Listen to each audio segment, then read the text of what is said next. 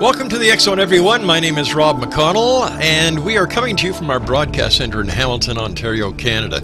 Now, the X Zone is a place where people dare to believe and dare to be heard. It's a place where fact is fiction and fiction is reality. And there are so many strange and wonderful things that happen in this great world of ours day after day. And here in the X Zone, we investigate, we interview, and we entertain. My guest this hour from the beautiful state of Florida is Steve Alten. He is a New York Times best-selling author, and we're talking to Steve about his new book out today called Vostok. And Steve Alten, welcome back to the X Zone. Thank you, Rob. It's a pleasure. Now, your new book, tell us about it. Well, Vostok is actually the sequel to The Lock, which came out back in 2005. And involves the same characters, but a totally different lake. Lake Vostok is located in East Antarctica, the coldest place on the planet. Mm-hmm. It's actually a liquid lake that's buried beneath 2.5 miles of ice. And it's never been touched before. It's 15 million years old. We think there's some type of life forms down there. And in Vostok, 3 scientists are going to venture down in a torpedo-shaped submarine that's equipped with lasers. Actual lasers that were are the ones that are going to be used on Europa to access that ocean. And the 3 scientists go down into Lake Vostok and they discover a number of things. And one of the things they discover that's actually a fact about Vostok is a magnetic anomaly that's incredibly powerful that we think could be an extraterrestrial ship. Now, a lot of your research that you did for Vostok was with Dr. Greer. Tell us about Dr. Greer. Well, I was fortunate enough to get to know Dr. Greer a few years ago. Our relationship sort of began when I wrote the sequel to the domain series Phobos, Mayan Fear. And there was an extraterrestrial element in Phobos, and I had done some research on the Disclosure Project, mm-hmm. which is an event that Dr. Greer hosted back in 2001. And I wrote to him and asked him permission to use some of the excerpts from the Disclosure Project, and he was kind enough to allow me to do it. And I sent his wife and Stephen a final copy of the book, and his wife was enamored with the book. And I got a call a couple years ago, back in 2013, from Dr. Greer, and he said he would be in Florida in December of 2013, and would I like to meet? And so I absolutely agreed to do that, and our wives and us were going to have dinner together on a Tuesday night. And the Saturday night, before we were supposed to meet, 2 days before we were supposed to meet, an incredible thing happened. My wife and I were driving home from the movies. It was about 11 o'clock at night. The skies were clear. And looking up in the sky, we saw lights in staggered pairs, amber lights moving across the sky. And it was incredible. I pulled the car over, and we got out, and we stood there looking at these lights mm-hmm. as they were moving slowly across the sky about 500 feet overhead. And we watched them as they disappeared into the ether. We'd never seen anything like that before. We didn't even know if we should tell anybody. We felt sort of crazy watching these things. And 2 days later, we met for dinner with Stephen and his wife. And he said, that's not an unusual thing to happen before people meet me, because making contact with extraterrestrial intelligence is all about consciousness. So they were probably testing your consciousness a little bit. And we hit it off and came up with some ideas on how to help each other out. And a couple months later, I spent about 20 hours with him over a 2-day period doing interviews. And he gave me a lot of information that is all unfiltered and put into Vostok, which is really incredible information and scary information, but it is the truth. Before working on Vostok, were you a believer?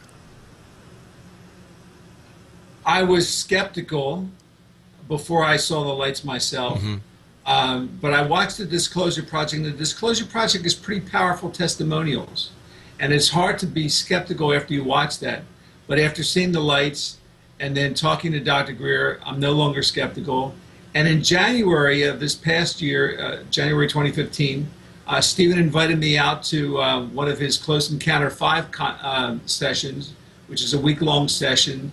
He had about 25 other guests with him. And we were in Vero Beach, Florida.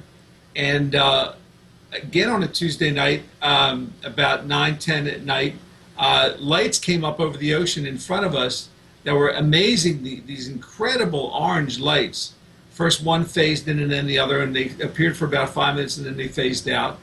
And we had photographers out there with night vision cameras and night vision video cameras, and got everything on tape and put it on YouTube, and it was an incredible contact experience. All right, Steve, please stand by. You and I have to take our break. Exxon Nation, Steve Alten is our special guest this hour, and Steve and I will be back on the other side of this break talking more about his brand new book, Vostok, here on the Exxon from our broadcast center in Hamilton, Ontario, Canada. Don't forget, you can always listen to the Exxon Radio Show at www.exxonradiotv.com.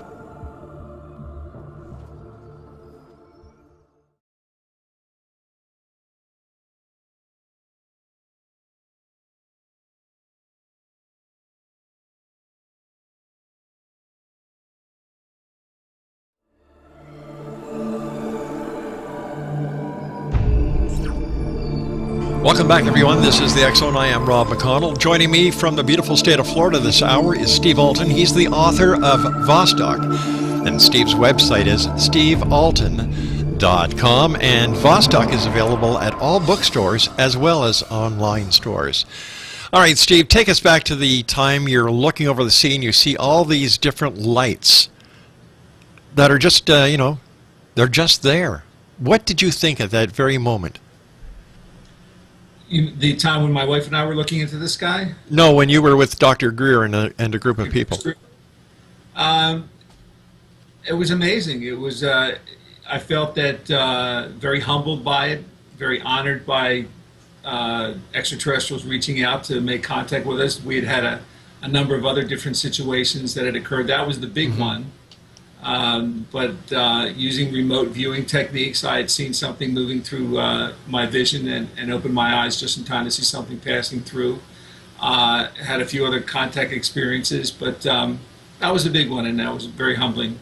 So did your contact experiences only start with your connection with Dr. Greer, or were you having them before? Then I never had any kind of contact information or experiences before.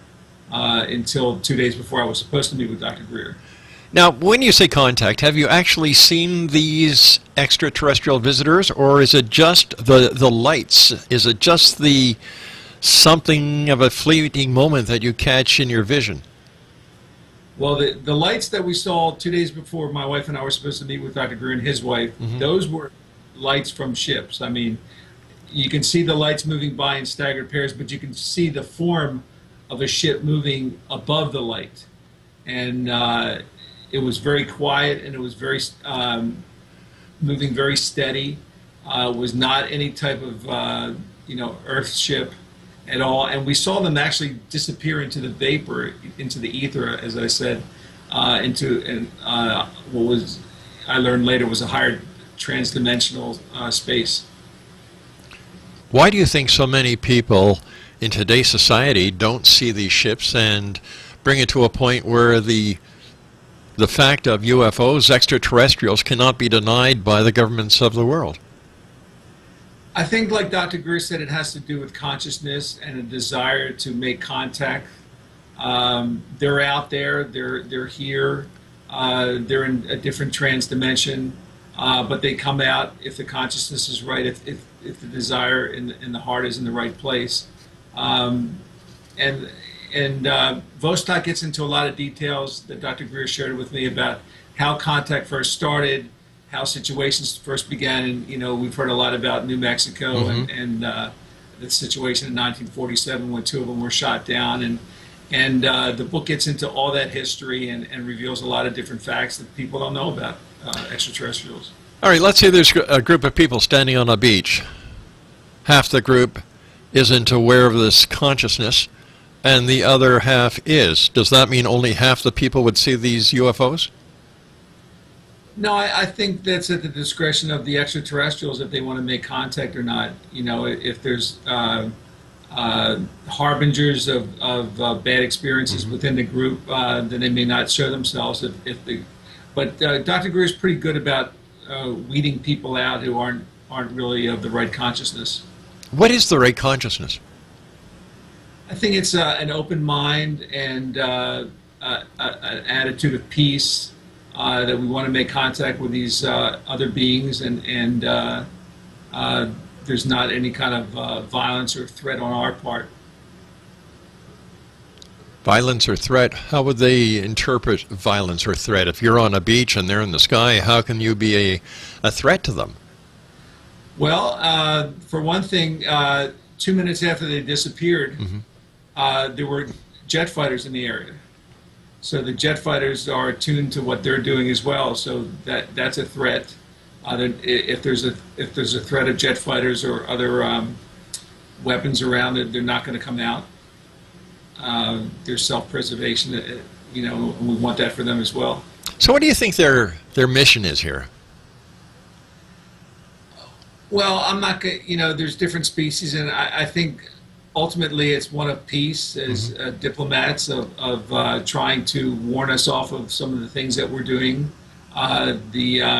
Their first appearances that were documented happened, during World War II and right after World War II, and the testing of nuclear bombs. And I think we're sort of like dangerous teenagers playing with fire and gasoline. All right, Steve, please stand by. X Zone Nation. Steve Alten is my special guest on tonight's X Zone TV show. We're coming to you from our broadcast center in Hamilton, Ontario, Canada. Steve Alten is the New York Times best-selling author of Vostok, and it's available online as well as all major brick-and-mortar bookstores. His website, www.stevealten.com. Don't forget, you can always listen to the X Zone radio show 724 365 at www.xzoneradiotv.com, and check out our website for the X Zone TV show, that is, at www.xzonetv.com. We'll be back after this short break. Don't go away.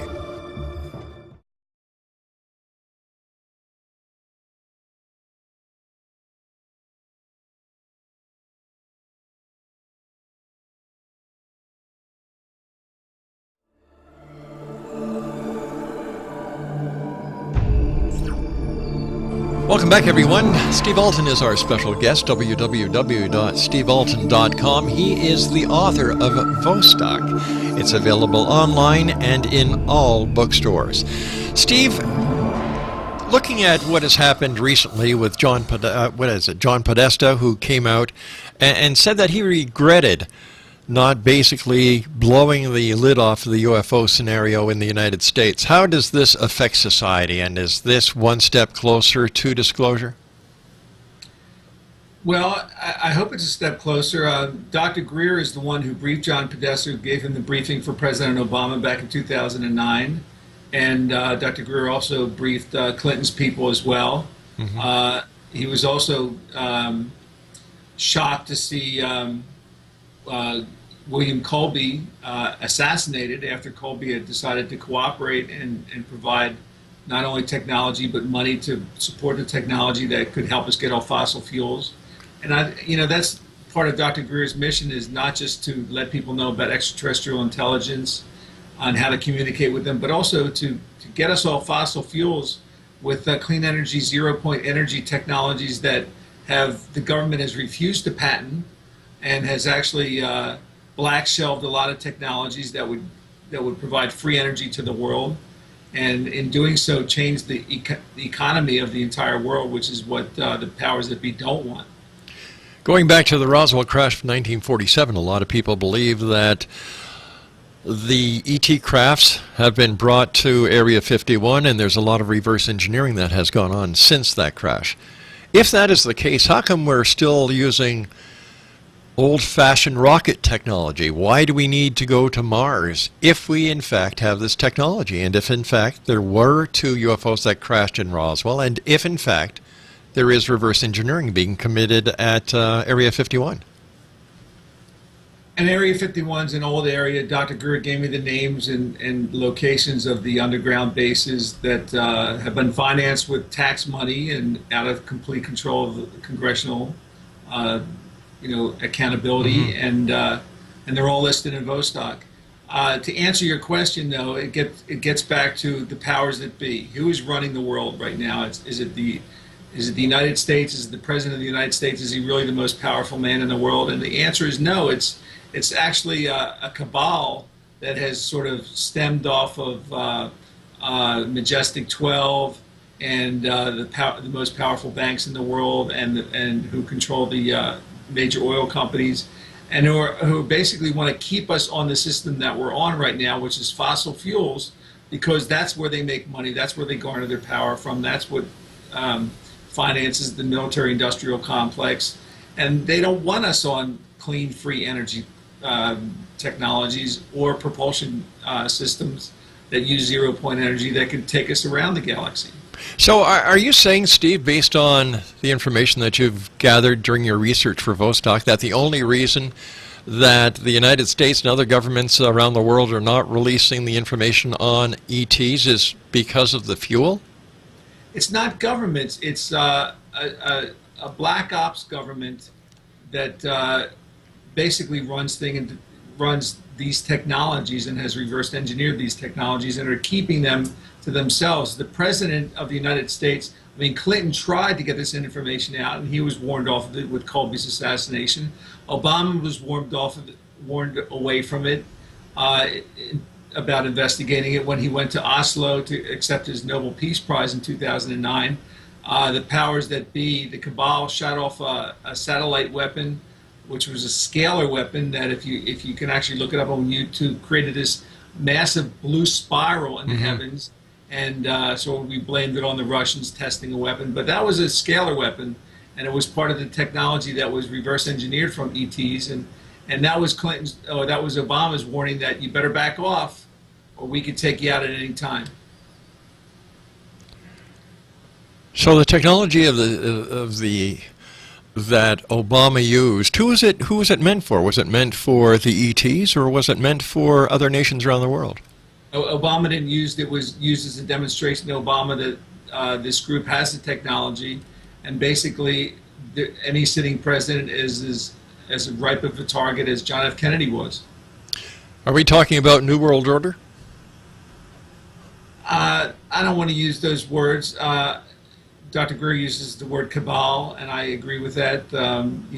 It's not a huge group of people, but it is a group of people that comprise the banks and the oil companies and the military-industrial complex. All right, Steve, stand by. We've got to take our final break for this edition of the X Zone.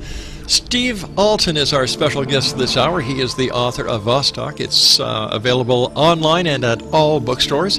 Steve's website is www.stevealten.com. Now, I'll be back on the other side of this brief break as we continue investigating the world of the paranormal and the science of parapsychology here in the X Zone with yours truly, Rob McConnell. And don't forget, you can always listen to us online for the X Zone TV show. It's xzonetv.com, and 724-365 for the X Zone radio show at www.xzoneradiotv.com.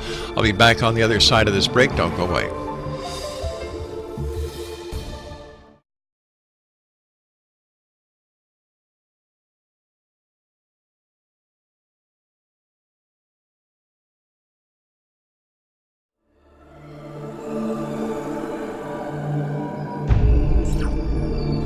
Steve Alten is my guest this episode of the X Zone TV show. His website is stevealten.com. He's the author of Vostok. First of all, Steve, congratulations on your new book. I love reading your books. They're filled with information, and they're the type of books you pick up and you just can't put down until that very last page, so congratulations. Well, let's talk about Meg just for a few minutes. Tell our audience about Meg. Well, Meg was my first book. It's a best-selling series about Carcharodon megalodon, the 70-foot, 70,000-pound prehistoric cousin of the great white shark. It had 7-inch teeth. This was the most, it was one of the most nastiest predator in the history of the world, actually. If you can imagine a great white shark the size of a 14-wheeler or 18-wheeler. Right. But we're hoping for a movie announcement soon about Meg, and to as part of the 20th anniversary of my writing of the book, I actually rewrote the entire book and combined it with Meg Origins, which was a never published prequel that came out as an ebook a few years ago. And we have this 20th anniversary edition on sale. We have only printed 5,000 copies of them. We're not selling them in bookstores. You can only get them from rebelpress.com or stevealten.com, and each book is individually numbered. It's a hardback, and it's got 17 never-seen-before pictures inside the book. Tremendous artists supplied them over the last 20 years, and it's really a collector's item, so I encourage your listeners to get it before we run out. You know, I've got to say, I can't believe it's been 20 years. I can't believe it's been 20 years. How do you feel when you look back and you see what has happened over the 20 years that since you first released Meg, and here it is 20 years later, and you're re-releasing it? How does that make you feel as an author? I'm honored to still be around after 20 years of being an author. Vostok is my 15th novel, and wow. So I've lasted this long. And you and I go back quite a few of those years, and you know, it's if you would have told me it would have taken 20 years for the movie to finally get done, I would have shaken my head and wondered how I made it through that time. But hopefully, the writing began 20 years ago. The book was published 18 years ago, so maybe by the 20th anniversary of the book coming out, we'll see the movie in theaters. Steve, do you have any words of wisdom for any aspiring authors out there in the X Zone Nation? Well, my advice is always never to write a book about what you know. Write it about what you like to read, and then get the knowledge, get the information, do the research, because it's more important that the book is interesting as a read than it is about what you know. What would Steve Alten say if a little green man came out of a UFO that was parked smack dab in the middle of the interstate? What would I say to the green man? Yep. I'd probably ask Dr. Greer if it was a real green man or one of these fake aliens that they use for these to lure people into believing that extraterrestrials are bad, so I'd check with him first. If he said it was real, then I'd welcome. How many different species of extraterrestrials do you and Dr. Greer believe that are actually visiting this planet? I have no way of knowing myself. No way. Dr. Greer might say a dozen or more. It's hard to tell. I don't want to go out there and make a statement that I can't back up. So do you think that these visitors pose any threat to this planet or to humankind? No, I think we're the threat. I really do. I agree with Dr. Greer wholeheartedly that if you have to understand that in order to be able to access 0 point energy and have these type of ships that they do that can move in transdimensional space, you have to progress as a species to get rid of the violence. I mean, there's different types of civilizations, type 1, type 2, and type 3, and we're a type 0 civilization. We're the lowest form of a civilization. We're still using fossil fuels. We're still fighting each other as a species. In order to progress as a species up the ladder of civilizations, you really have to become a peaceful people, or you're not going to survive. Tell me, Steve, do you think that we will see the acceptance, acknowledgement of our ET visitors in our lifetime? I hope so. I think a lot of people have already accepted that, but I think the more important question is, are we going to be able to get out of control of the oil oligarchs and the banks and the people who are making decisions that are leading us down the wrong path? I mean, the biggest threat that we have to our survival is not ETs, it's ourselves and climate change. And, I just saw a program on Vice, a great program that exposes that these climate change deniers are out there. He's spending a lot of money. The Koch brothers are spending a lot of money to convince people that it isn't happening, and it is happening, and it is affecting this world. And unless we get beyond that and stop politicizing this issue and get to real solutions, we're in big trouble. Steve Alten, as always, time with you goes by so fast. I want to thank you so much for joining us here in the X Zone. Great talking to you. Congratulations on yet another book, and I can't wait until the next time you and I meet here in the X Zone to talk about the Mayan prophecies. X Zone Nation, Steve Alten has been my guest this hour. www.stevealten.com, and whether you're a skeptic or a believer, the truth lies within you. So until the next time we meet here in the X Zone, from everyone here at the X Zone radio and TV show to everyone out there, always remember to keep your eyes to the sky and your heart to the light. Good night now.